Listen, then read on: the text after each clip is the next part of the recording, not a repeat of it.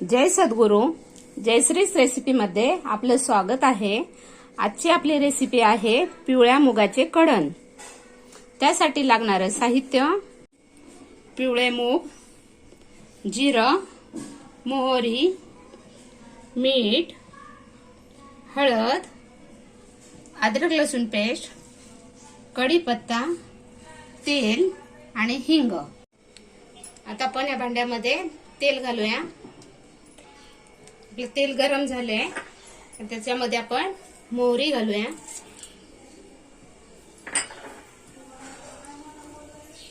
जिरं,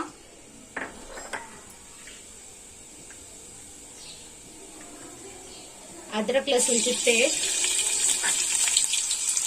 हिंग आणि कढीपत्ता.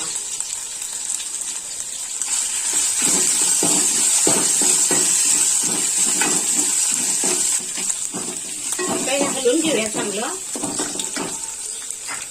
आणि त्याच्यामध्ये आता छोटा अर्धा चमचा आपण हळद घालूया.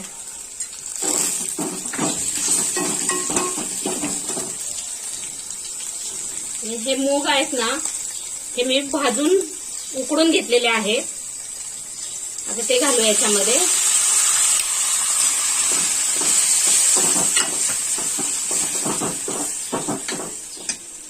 आता याच्यामध्ये आपण पाणी घालूया. हे लहान मुलांसाठी खूप छान आहे.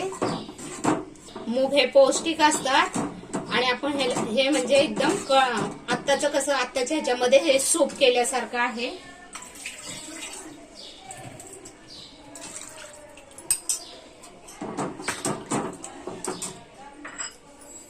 चवीनुसार मीठ घालूया.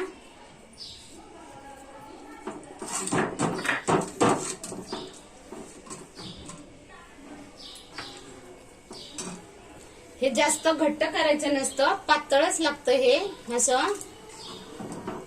आणि ह्याला एक उकळी आली ना की हे तयार होतं.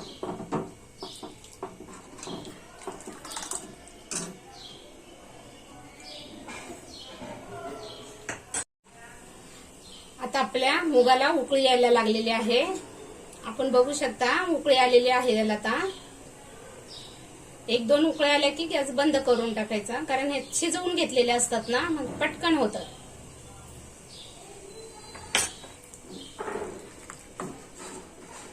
असं छान हे आत्ताच्या पद्धतीत ह्याला सूप म्हणतात. ते पूर्वी ह्याला कढण बोलायचे. आता आपलं हे मुगाचं कढण तयार झालेलं आहे.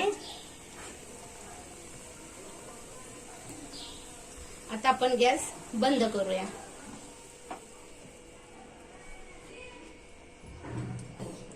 आता आपलं हे मुगाचं कढण सर्व करण्यासाठी तयार झालेलं आहे. हे मुगाचं कढण आहे ना, तुम्ही असं भाताबरोबर खाऊ शकता आणि थंडीमध्ये पावसाळ्यामध्ये असं सूप सारखं पिण्यासाठी पण खूप छान आहे.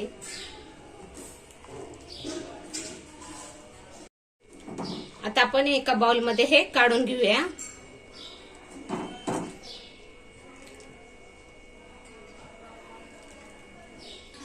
आणि गार्निशिंग साठी थोडीशी कोथिंबीर घालूया. तयार आहे आपलं पिवळ्या मुगाचं कढण. तुम्हाला ही रेसिपी आवडली असेल तर चॅनलला सबस्क्राईब करा, व्हिडिओला लाईक करा आणि नोटिफिकेशनसाठी बेल आयकॉन दाबा.